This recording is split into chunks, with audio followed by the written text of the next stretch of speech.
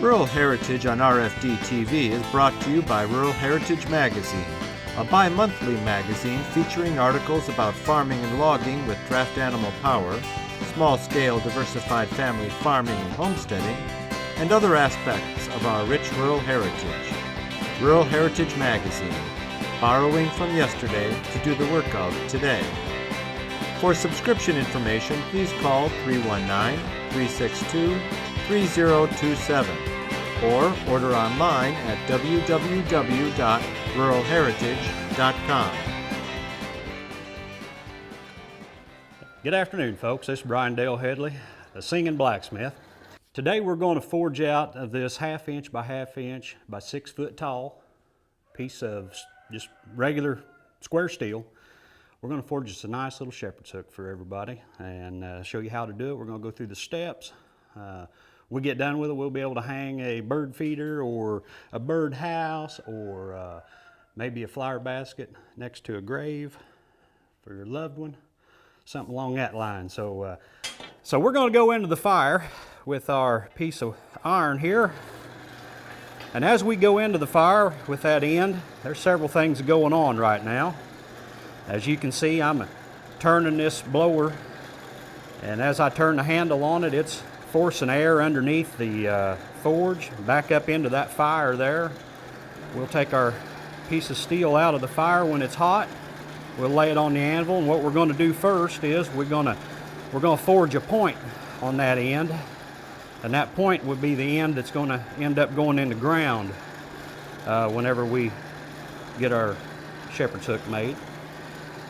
And I put the point on the end first, because if I put the crook at the top, I'm going to have a lopsided thing to hold on to. If the weight's on the bottom with the crook hanging down, it's going to pull down, and it's going to be hard for me to turn this as I hammer that point out on the anvil. So I'm going to get a real good heat on this, and it's getting pretty close to there.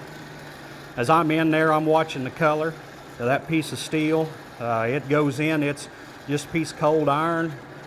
As I crank the blower and it starts to get hotter, that steel starts to change color. It'll go kind of from a dull red to a bright red, then to a dull yellow, or orange, I guess it would be a dull orange, then to a yellow. And if I kept going, it'd get almost white with heat. And I'm just about where I want it, so we're going to come out to the anvil. We're going to lay our piece right on top, on the edge of the anvil, and we're going to take our hammer and we're going to draw us out a point on this. So I'm going to lay that on the edge of the anvil. I'm going to give her a couple licks. And I'm trying to make sure my hammer doesn't come in contact with the face or the edge or corner of my anvil. And I'm just working on about that last inch or so.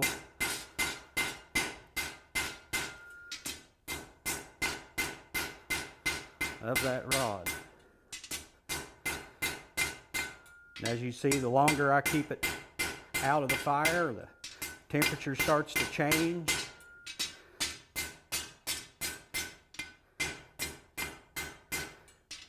The air's taking the heat out. The anvil's pulling out the heat. So as you can see, we got a point there that'll go right into the ground. We can make that even sharper if we want to, but that's pretty good right there, I do believe. Still hot enough, I can still do a little bit with it. All right, so we've got the point forged out.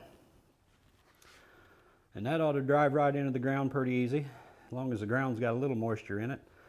Unless you live on top of the old clay hill, you might have to drill you a pilot hole first. So we got to remember now that this end down here is hot. We don't want to touch that, or probably anywhere up to about there. So we need to take our other end, go into the fire. And this is going to be the end that's going to have the hang and the hook on it and the crook. All right, so I'm going to come out here to the anvil again, and we're going to lay it down. Now, we pointed it a while ago. This time we're going to just work on one side, and we're going to flatten it out and draw out a nice, even, flat taper to make a fishtail scroll.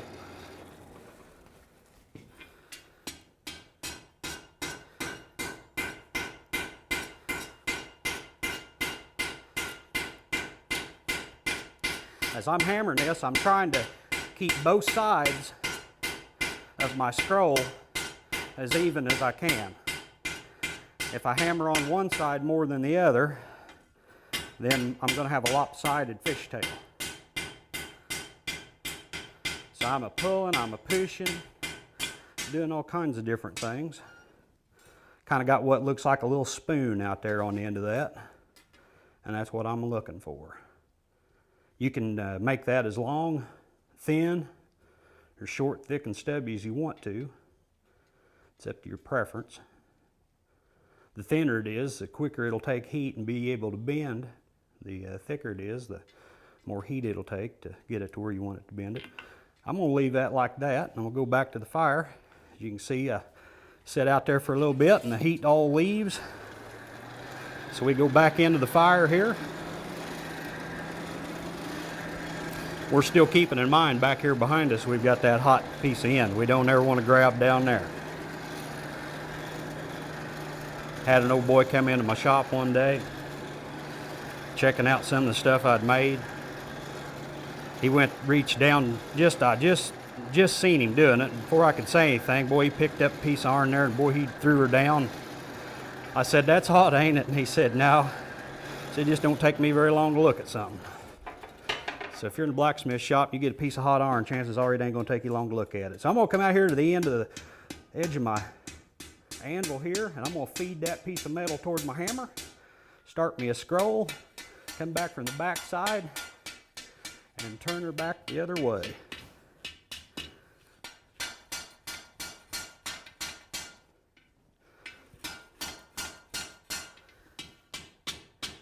We can close it or we can leave it open. It's just whatever makes you happy.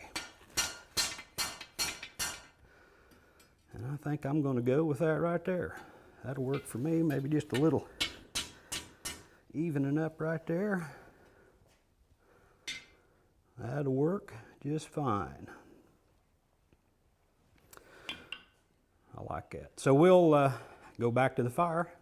You can see all my colors about gone. The air's pulling, the anvil's pulling the heat out. Time to heat her back up again.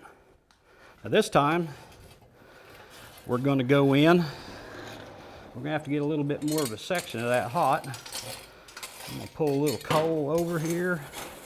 Some of this coke from another time when I forged over here to the top. It'll take off good and quick and burn clean.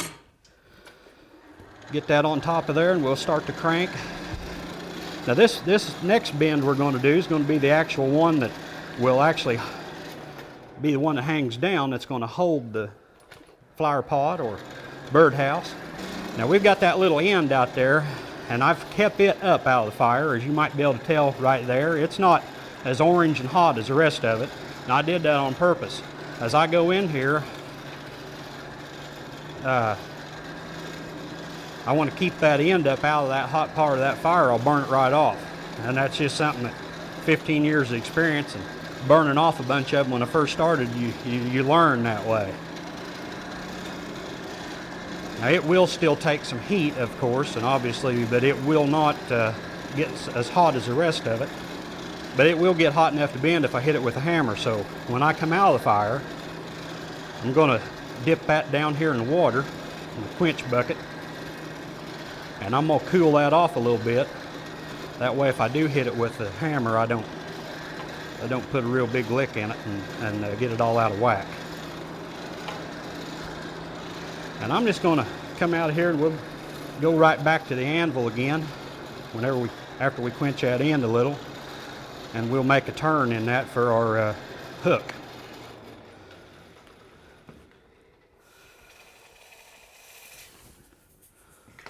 All right, now we're going to come out here. You can see I'm hitting on that, but I bent it or I cooled it out a little bit there so I wouldn't damage it. So we've got us a start there. We'll come around here, straighten it out a little bit. You can make that as tight, round, narrow, whatever you feel like doing. All right, so there we've got our hook part. Now we're going to have to come up in here to make our crook. That way we've got a nice shepherd's hook with all the right look and bends to it. that looks pretty good. And as I'm looking at it, I'm looking down the end here. I'm making sure that this is all true with the shaft. If there's anything that ain't quite right about it, I lay it out here on the anvil. Still hot enough. A couple taps with the anvil. I true everything up the way I want it.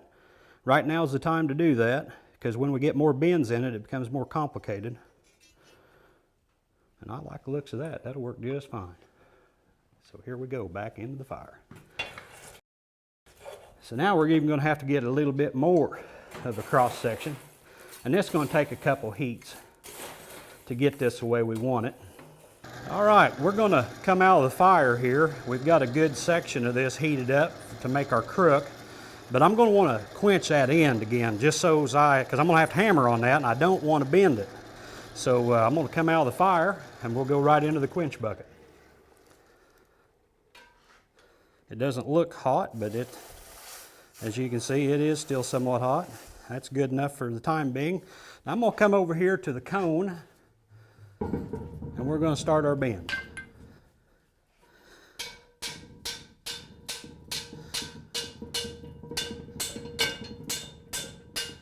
And as I said, start our bend, because we don't have enough area of that heated up to make the full bend. So we're going to come now up here where our bend stopped, and we're going to heat up another section down into here, and then we'll come out to the cone, and then we'll finish it off. But before I do that, as I said before, you know, when we do something with this piece of iron, it's going to change its form. And as I'm looking at that, I'm looking at how square I am with the shaft. And as you can see right in there, I'm out of square.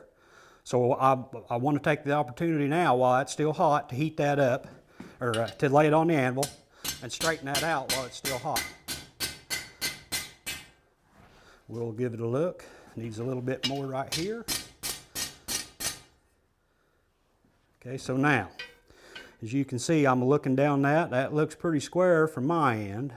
I don't see anything wiggled out of shape too bad. So before that gets totally cold, we'll go back into the fire again. And we'll start to heat up the other side. If you're interested at all in blacksmithing, things that have to do with blacksmithing, wanting to maybe possibly learn a little bit on your own because you're interested, please go online and search one of the search engines for a blacksmithing society in your area. Now myself, I am in Illinois, and we have blacksmithing societies in Illinois.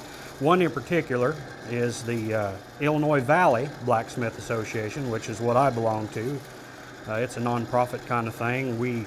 It's just a group of like-minded people who have a common interest, and those folks are willing to share their knowledge and all their experience with folks to keep the craft alive, for one, because all of us that do this, we don't do it for much other reason other than the fact that we really do love blacksmithing. It's a wonderful trade.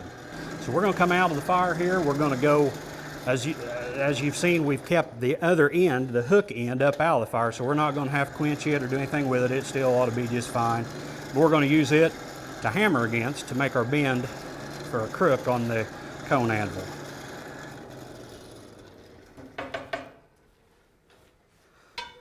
So we'll find us a nice place down here for the size that we're wanting to make. And we'll start to bring that around and make our hook for our crook. Now, we've got a nice bend on it. Now I'm checking for square. It's pretty square, but there's just a little bit. I'll lay it on the anvil. I want to keep my scroll off the anvil, obviously. Lay her out here, give her a couple taps, flatten her out a little bit. And that looks really good. I don't think it would be fair to this wonderful piece of steel to just stay square like this. I think we need to heat up a little area in here somewhere and give it a nice decorative twist to finish this piece off. So we'll decide now where we want our twist to be. We'll put it in the fire. We're going to go to cranking again. We're going to drag a little coal up on top because we want to Make sure we get heat up above it. And we'll come out of the fire, we'll go to the vise, and we'll put our decorative twist in. We don't want to dally around too long because, as I have stated before, we start losing our heat. Okay, we'll come up here and here somewhere. We'll get a nice grip on that. We'll give her a couple turns, and we'll come back and finish about right there. So far about square where we need to be.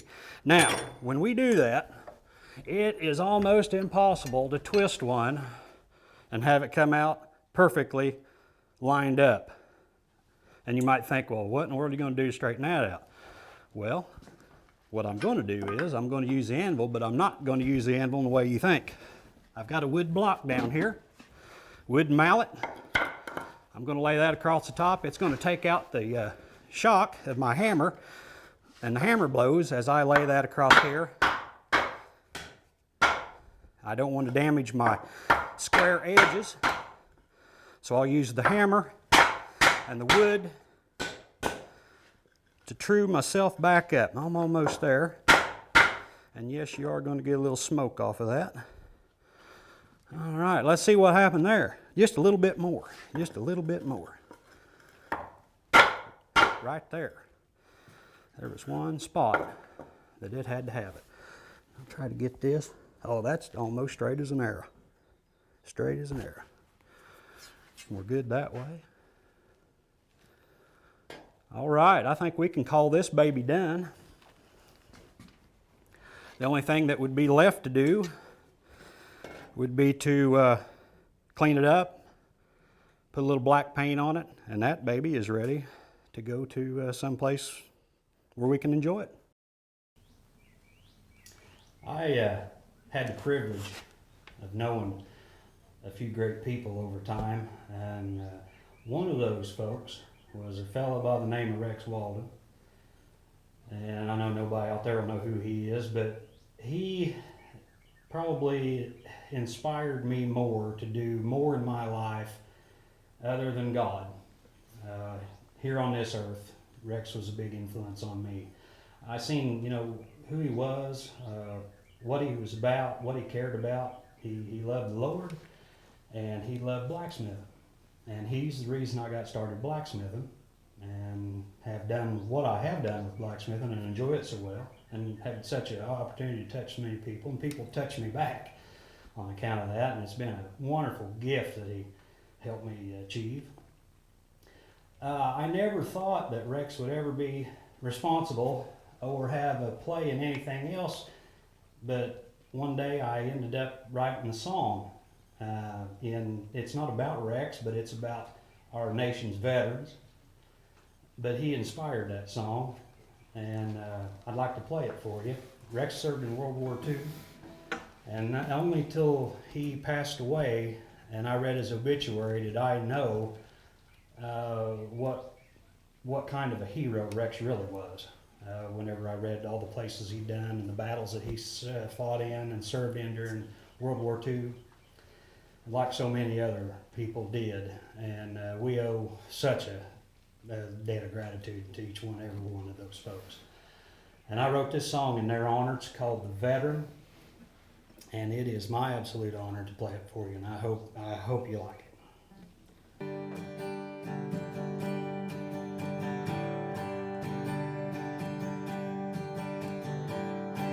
All his medals hang on a display case on his wall. So many stories, couldn't even tell them all. And he left the cornfields of southern Illinois into the service when he was still a boy. He left everything he loved when he went off to war. Didn't know where he was going or even what for,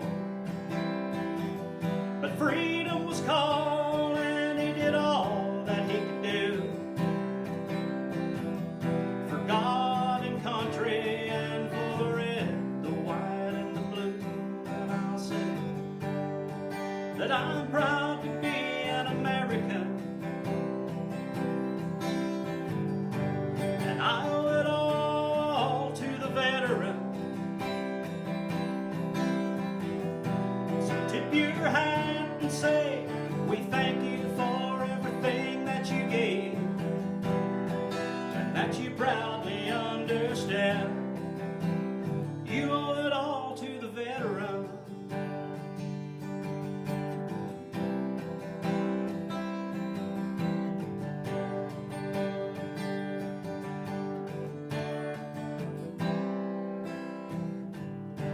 There's the bronze star, there's the Purple Heart.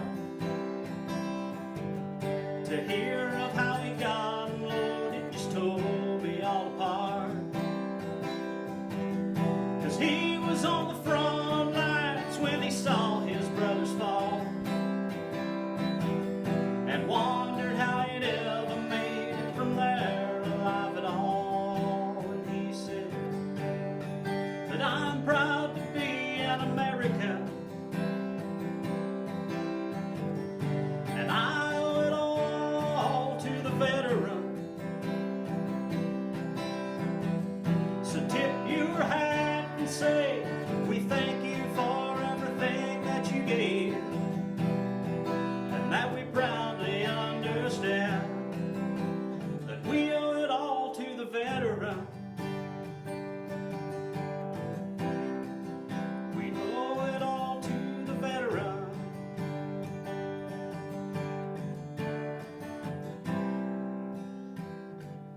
Is there a more somber time than when taps is played in honor of the veteran and the sacrifices made? So fly your flag with pride for all the world to see. Remember the ones who died, 'cause freedom don't come, no it don't come free. And I'm proud to be an American, and I owe it all to the veteran.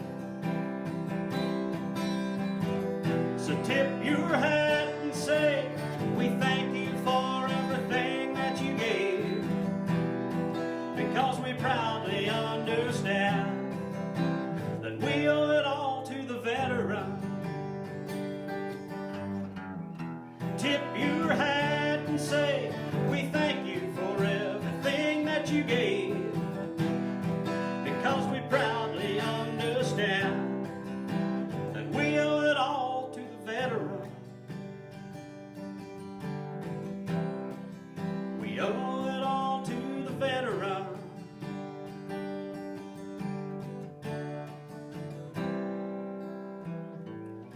And all his medals hang on a display case on his wall.